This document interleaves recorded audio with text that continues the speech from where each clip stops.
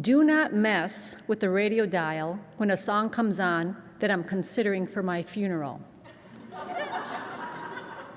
I need to hear the full 3 minutes and 32 seconds before I decide if I want it or not. My children know this. If they reach over thinking they'll pull a stealth station switch on me, I snakebite grab their wrist, and they know. For your funeral, huh?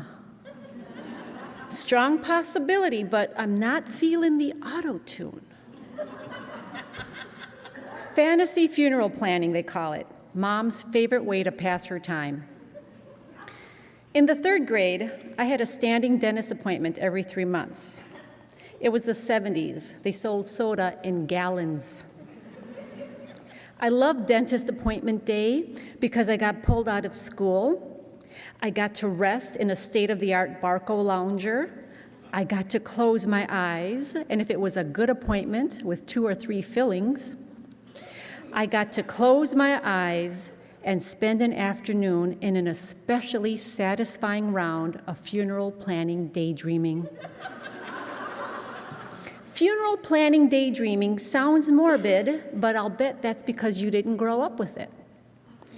My mother was from Colombia, and the winters in Milwaukee would have done her in if it weren't for the tropical paradise we had only 20 minutes from our house, the beautiful Mitchell Park domes. Funeral fantasy was an all-day dialogue for my mom at the Mitchell Park domes. It was her dentist office visit.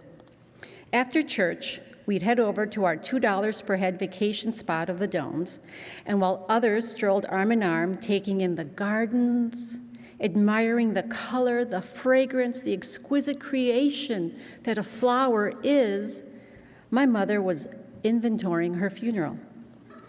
I'd follow behind as she stiletto heel clipped in front of me, ticking off funeral day choices.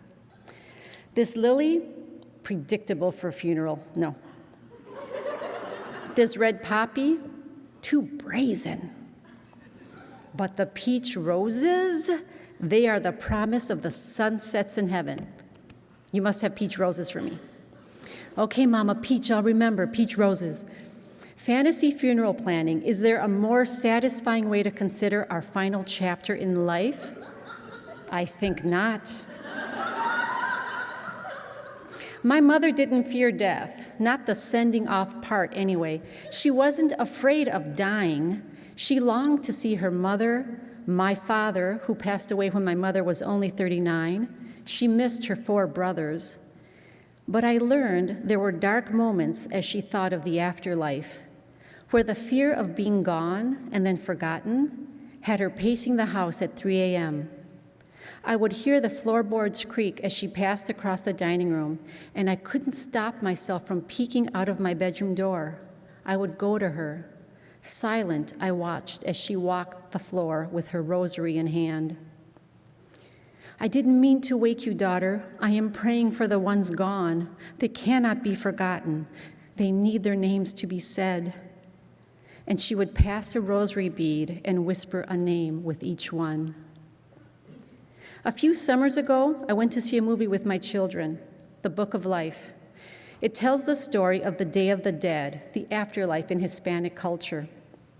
The movie is vibrant. It explodes in reds, yellows, turquoise, blues, oranges. But out of nowhere comes a scene, sudden and swift, and it breaks the movie in half. In the movie, we see the land of the forgotten. The land of the forgotten lies below the land of the remembered. I was sitting between my 2 children when it hit me what my mother had been doing all those nights in prayer to those that had passed away.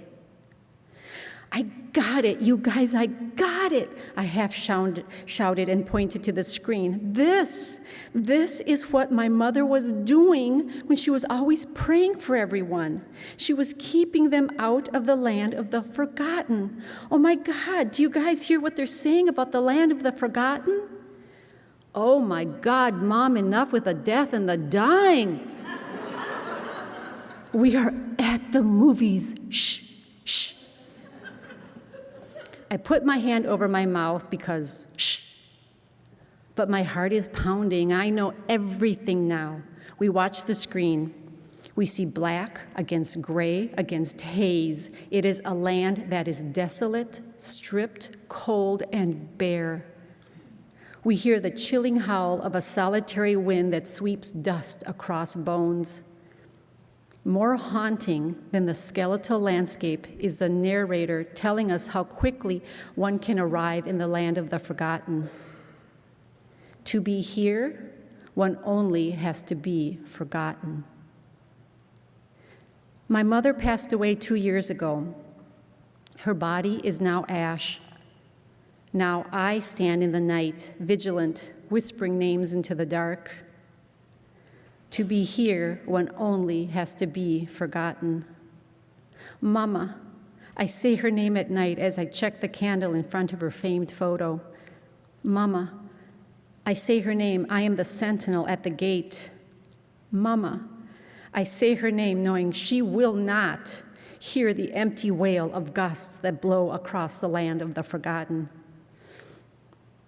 And kids, do not try and stop me because I am going with the auto-tune.